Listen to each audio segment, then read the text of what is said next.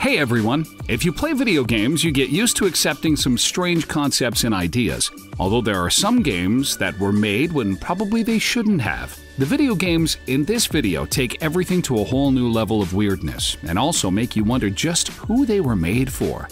10 strangest video games that probably shouldn't exist. Michael Jackson's Moonwalker.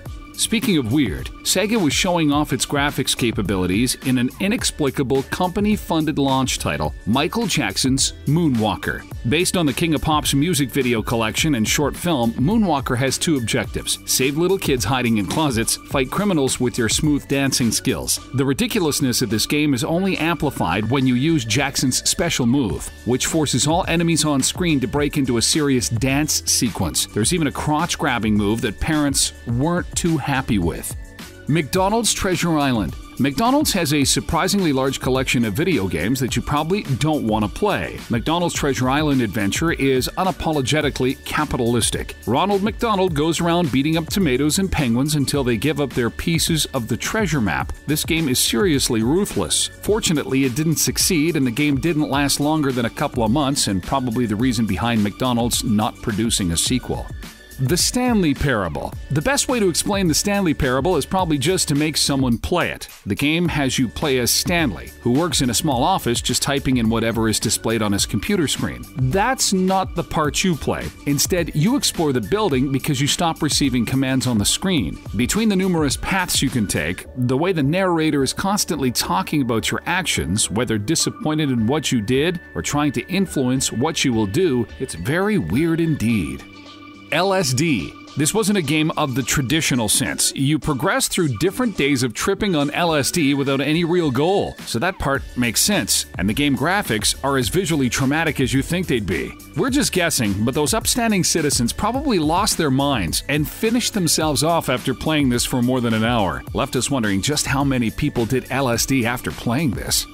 Goat Simulator. Before its launch, its developers claimed Goat Simulator is a small, broken, and stupid game. It was made in a couple of weeks, so don't expect a game in the size and scope of GTA with goats. In fact, you're better off not expecting anything at all, actually. To be completely honest, it would be best if you'd spend your $10 on a paintbrush and lit it on fire, a pile of firewood, or maybe let's say a real-life goat?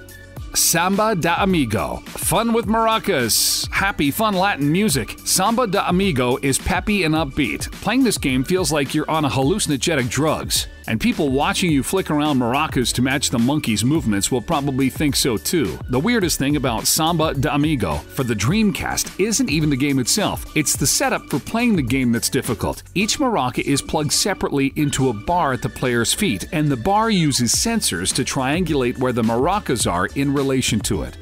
Mr. Mosquito. In this game, you assume the role of a mosquito, whose objective is naturally to suck up enough blood for the winter. The kawaii art direction is misleading. There's nothing cute about playing a malaria-spreading asshole responsible for the death of millions. If Mr. Mosquito had been set up in a third-world country instead of Japan, there would have been, most probably, huge accusations of insensitivity on the part of Skia.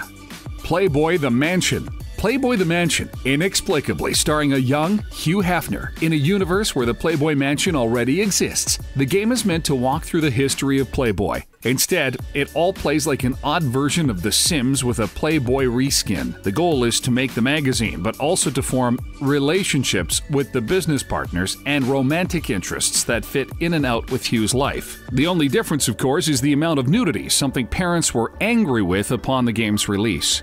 Grey's Anatomy. Who exactly is the demographic for this video game? Moms with kids who don't use their Wii anymore? The game is set up like a 5-episode story arc and focuses on working in the hospital while trying to manage interpersonal relationships. The actual writer of Grey's Anatomy collaborated on the game to give it a similar feel to the show, although the game was a complete flop as the people who watched the TV show had absolutely no interest in the game.